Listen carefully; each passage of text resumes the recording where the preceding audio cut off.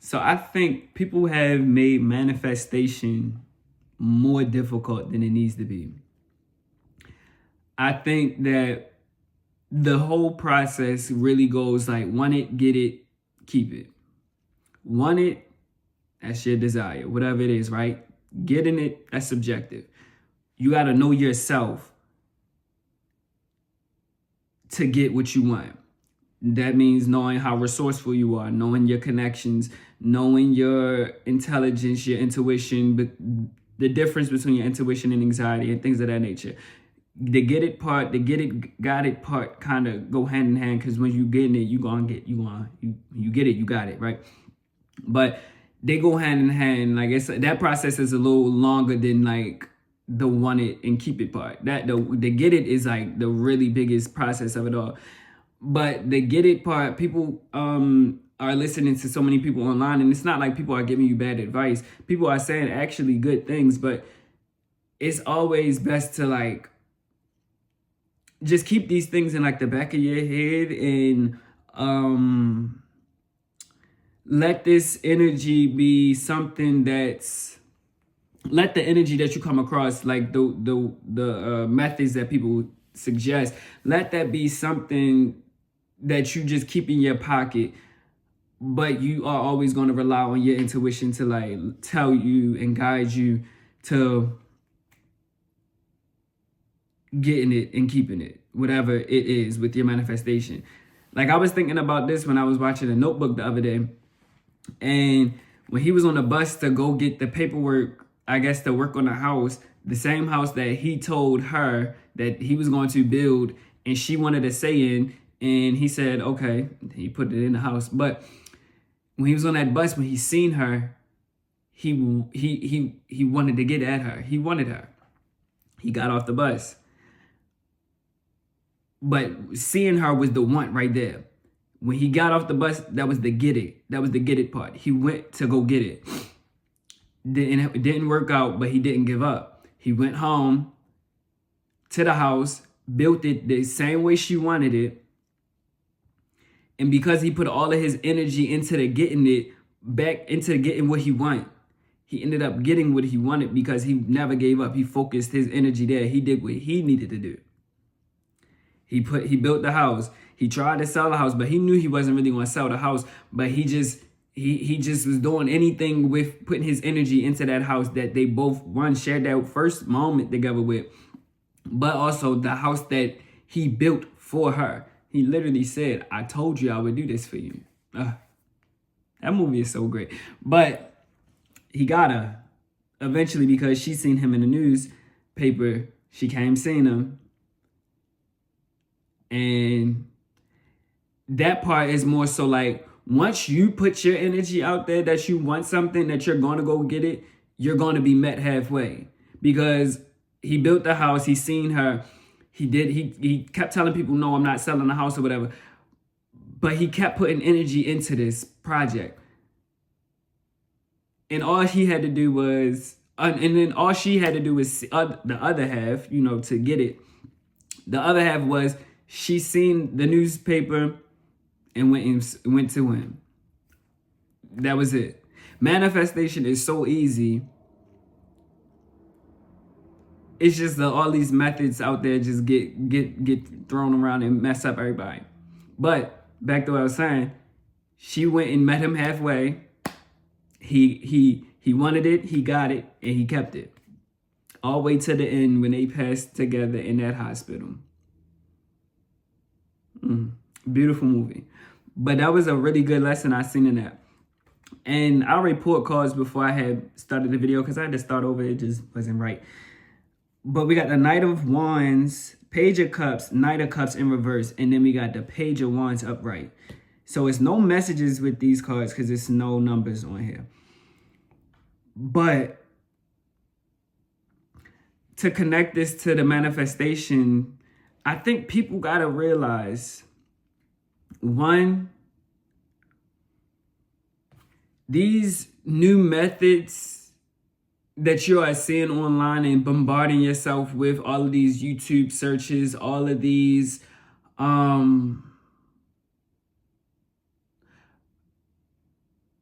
TikToks that you are watching every day, and manifestation coaches and stuff like that. I think those create so many creative blocks with your intuition. And with the Knight of, and then the Queen of Wands right under this in reverse as well. With the Knight of Wands in reverse first, let me start here. It also, along with the creative blocks, it scatters your energy. You go everywhere. Your energy is just everywhere. And then the insecurity come through because you're not placing your energy all in one spot. You're not placing your energy behind, not all in one spot. You're not placing your energy in things that truly resonate with you. You're going, you getting all of these messages, but you're not taking them with a grain of salt and understanding, yes, these methods possibly work, and I will never put it past them working. But what is my intuition telling me? What is my spirit telling me? Then with the Knight of Cups in reverse, and it's funny that the page in the Knight of Wands, the page in the Knight of Cups are out. But the Knight of Cups, it will, with the scattered energy, the creative blocks, the insecurity, the disappointment is right there waiting to just ruin your day even more.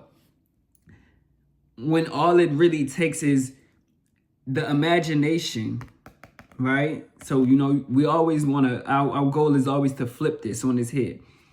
Create from a place where imagination is respected. However, it's also not overstimulated, right? That's the wanted. That's the wanted. Now, to get it, these energies got to flip. The wanted, actually, I'm sorry. No, this is the wanted. This is the wanted.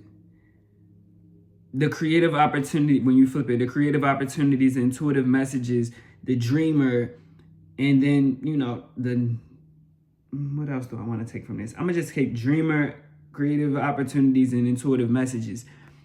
Once you get that going, once that energy get to going, what your intuition, however you see things going on within your spirit, whatever you see in your mind's eye, once it hits you, then you can take inspired action, right?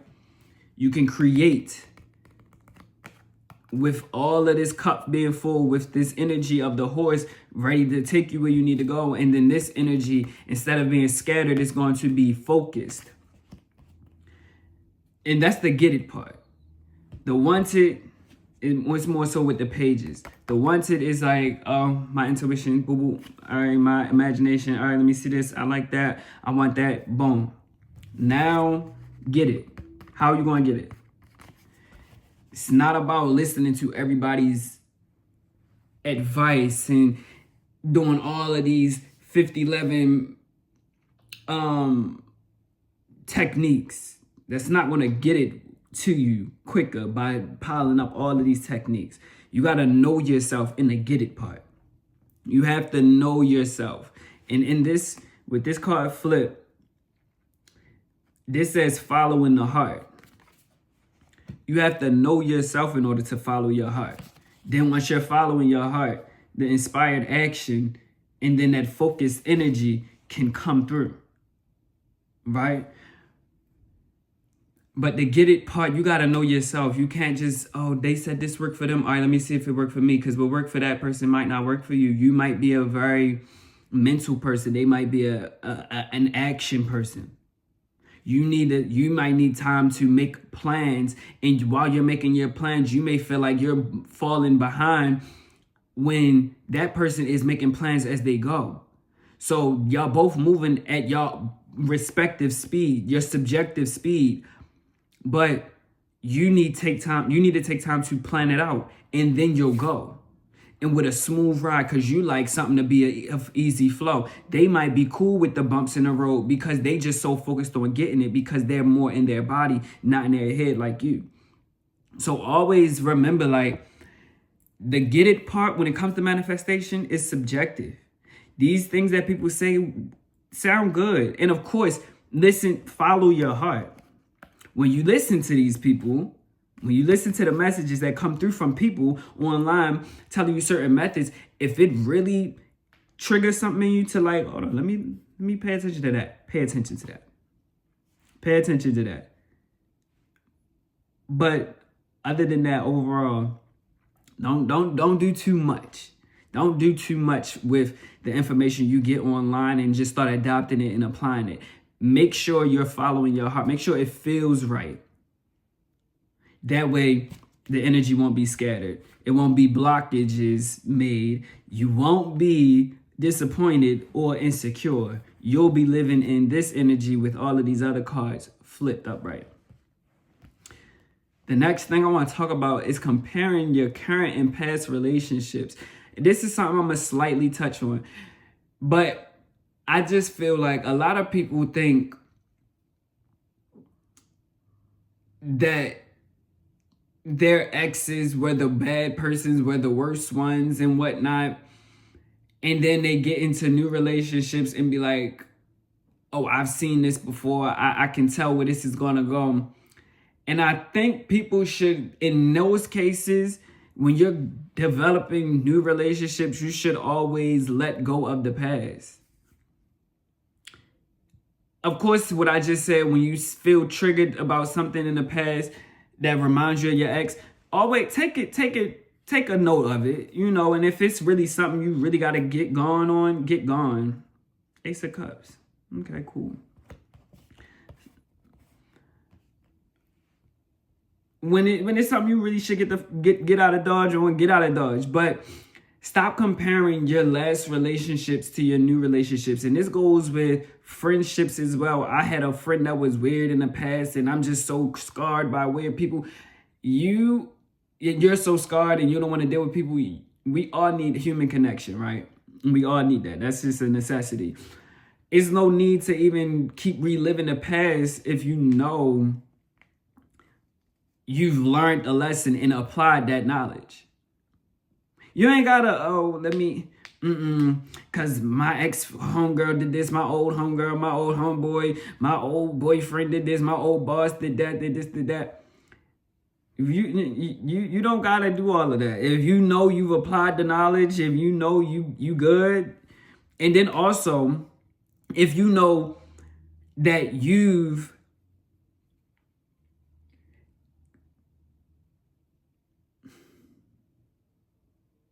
put a boundary around that part of yourself who allowed yourself to get connected to that person in the past. When you know you've put a boundary up to disconnect yourself from people that you've dealt with in the past, you don't need to worry about them in your current relationships. Because you are no longer that person that was dealing with them. A lot of people, this is what I was saying at the beginning, a lot of people blame their exes, ex-boss, ex-friend, ex-boyfriend, girlfriend, and then stay the same person, stay the same way, and keep running into the same people over and over again because y'all think y'all are so perfect. When in actuality, yes, we all are perfect how we are, but you don't see how you're showing up the same way you was the last time, and that's the reason you bringing up the past. You're still living in the past. You're still operating in the past in that area of your life. Let that shit go. Move forward. Let it go. Move. I ain't look, throw it at show. Move. Like, move on. Let that old version of you go. Every time you end a relationship, it should always be an ending to a way you were showing up in the world. Because obviously, we all grow through relationships. But hold yourself accountable, because it's not always just that other person that did you wrong and now you are just so innocent, so hurt, so distraught, all that other stuff. No, honey, nah. Like, get your shit together. Move on. Stop living in the past, because you all keep comparing the things to your past, and it's a subconscious thing. It might not even be a conscious thing, but you are comparing your current to your past because you are so hell-bent and so torn in between of holding on to the past and holding on to the present. Let the past go. I I learned the lesson already. I don't gotta let that go because I'm already applying that. I just need to let go of the situation, the scenario, the people. I need to let them go. The lessons I'm always keep with me, the knowledge, because I'm applying it. Yeah, so you're automatically here, but the people, places, and bye. Who the fuck? I don't even know y'all. You know, so stop comparing your current and past relationships. That shit is gonna always keep you in. Oh, everybody is just so this, so that. I can't deal with nobody. I'd rather be by myself. Right, and you hate your. Nah, man. Anyway. Now moving on. Feminine leadership is what I want to talk about now. I feel like if you ever identify as somebody who's feminine goddess, a feminine god, feminine person, femme fatal, anything with femme, and you are not taking lead, you are in a wounded and underdeveloped feminine energy. The feminine always leads the masculine. All of us possess feminine and masculine energy. Some may have one that's dormant, the other one that's overactive, one may be balanced, and the balance is what it is for you, 75, 25, that's your balance, right? But 45, 65, that's your balance. But, maybe 45, 65. Girl, that is not it. 45. Anyway, I ain't ready to do all the maths. No, ma'am, I'm not doing all that. Actually, I'm not doing all that. Am I going to do all that? Yeah, I'm going to do that. It's 45, 55. That's what I meant to say. Boom. But whatever your balance shows up as. But a lot of people who rest in their femininity, you're not supposed to wait for the other person, regardless of their femininity or their masculinity. If you say you're a feminine being, you need to rest in your femininity all the time and take charge and lead, because everything starts in the feminine. But if you call yourself a feminine being, you need to be leading every situation you're in. It don't matter if it's a partnership, as romantic, friendship, anything, small encounters. Take charge, take lead all the time. It could be a situation where you're in the store and somebody is staring at you, but you can tell they like it. And it honestly don't even matter how they staring at you. Say something first. What's up? How you doing? Take lead. Lead them.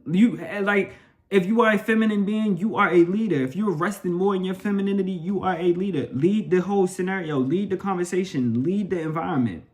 Somebody staring at you, like I said, speak first. What's up? They not going to say nothing. Because if you're feminine, the other counterpart, the other person, the other side is automatically masculine for you. Regardless of the femininity they carry, regardless of the masculinity they carry. If they are not willing to take the first step, you always take the first step and you stay in that feminine energy and you stay in that feminine leadership position. Speak first. Make them know, okay, I run the show. You looking at me, okay, let me speak. Because you're not speaking, you're just staring. What's up? Hey. Oh my God, I was just looking because I like your shirt. Thank you. Because shit could just be that easy. But when you are a feminine being, you cannot wait. You cannot wait around. You have to take charge. You have to see the opportunity, see the opening to lead and lead.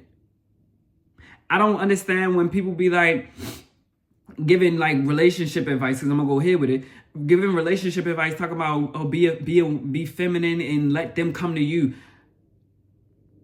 How are they gonna know to come to you if you, as the femme, the leader, are not telling them come here? You're not opening the door. Come on in, because the way they came in, is the same way they could get out. But you don't wait. So if you are in a setting where you are seeing somebody that look good, but they staring at you and you can tell that they want you, literally, what's up? Open the door for them. That don't mean you go up to them and you chase after them and all that. No, you don't do all of that. The feminine leadership is something very subtle. It's very soft, but it's firm. And you it clear as day. You get it. What's up? They're gonna make their way over. I know personally. It happens easily. They be staring. And also femininity intimidates. the masculine counterpart. That's the thing. Femininity intimidates other people's femininity. So lead it. What's up? And then when they come over, that's when you let them, that's when you already open the door for you. Like, I see you want me. I kind of want you. I see you looking like, come on, what's up? This conversation ain't going nowhere. All right. And then it take the lead to end this shit as well. All right, I'm over it. I'm done. Move on how you gotta move on. But like, take charge. If you are a feminine person, take charge. Do not wait around for somebody to lead you, to guide you somewhere. That's a masculine thing. Masculine people wait for them to, and like I said, we all have masculine energy in us, but everything is filtered through the feminine. Whether if it's a healthy or unhealthy feminine, it's always filtered through the masculine. So with the feminine peeping what's going on, the intuition picking up the energy around, then the masculine comes in. Okay, I see that. I like that.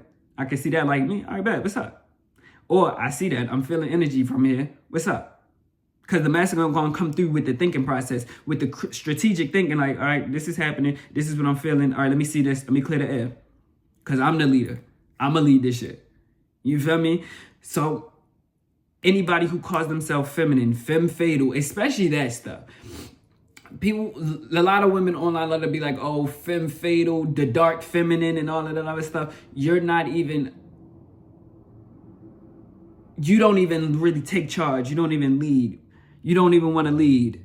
You want to be led. You're not a femme fatal. You're not a dark feminine. You're not feminine at all. You're very much a wounded masculine and a wounded feminine. You think that you're being feminine by just sitting there and letting shit happen to you, when the feminine is the creator. The feminine is the creator. You create what happens in your life. You create what happens everywhere. The feminine is the creator. And then the world card underneath of that. The feminine is the creator. The world card. When I see this card, I always tell myself the world is in my palm. That's the feminine. That's the feminine. You see her? In the middle of this whole circle. In the middle of this circle. The infinite possibilities. The overflow. The energy will be felt. Yes, you can always have people gravitate towards you without saying stuff. But as a feminine, as the leader, why would you not take charge? You looking at me, you ain't gotta speak. Come here. Tell them. No words. Simple. I see you staring at me. What's up? Straight like that. What's up? Like it is so simple. Like I said, it's so subtle, it's soft, but firm. That's firm. It's so calm, but firm. Oh, come here. Bring it right here. This right here. You staring like you guys like what you see. What's up? You know? But if you are a feminine person, resting more in your femininity, it should be no reason, none whatsoever, that you are waiting for someone to take charge and lead you anywhere. That's the craziest thing. And since the world card and the Ace of Cups got pulled, it's 4 messages. And the first message says, be still, trust in your guidance. You're feminine. Pick up on the information around you and move accordingly. Second message, beautify yourself, add to your Venusian energy. Now, beautifying yourself could be adding something to your face, doing whatever, or it could be your beauty sleep. Hey, beauty rest that's a necessity. The third message is you're sitting still for a reason, find it. And now the last message is release that thought. I don't know what lack you was raised, whoever watching this, I don't know what lack you were about to let seep into your life and seep into your mind. But no, always be still and trust in your guidance, because you know what you're supposed to do. And when you be still, when you're sitting still, you find the reason why you're sitting still. You don't just sit still, just to sit still. No, when you sit still to figure out what is the reason I'm sitting still. What do I gotta do? What's the, yeah, that's what you do. But yeah, now, that's it.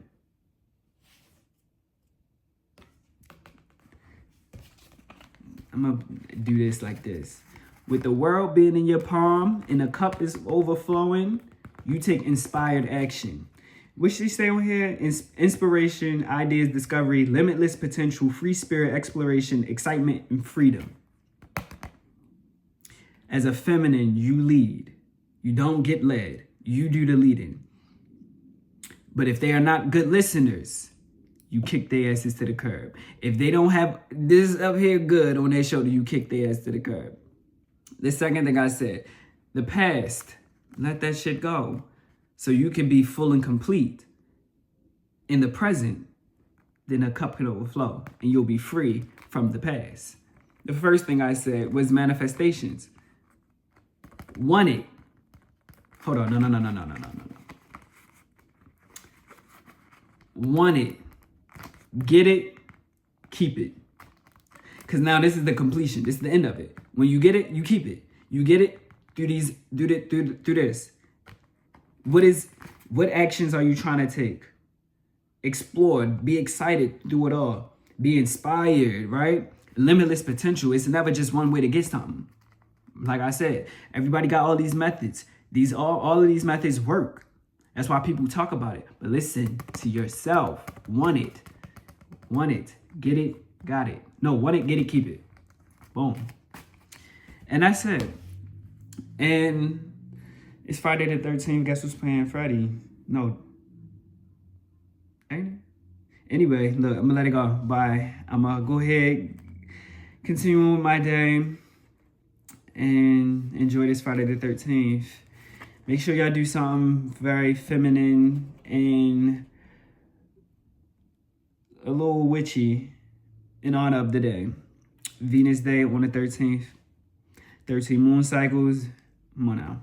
And the moon is in, I believe, Sagittarius or Capricorn. If it's Sagittarius, explore. If it's Capricorn, the world is in your palm. That Saturn energy, you know. But yeah, bye y'all.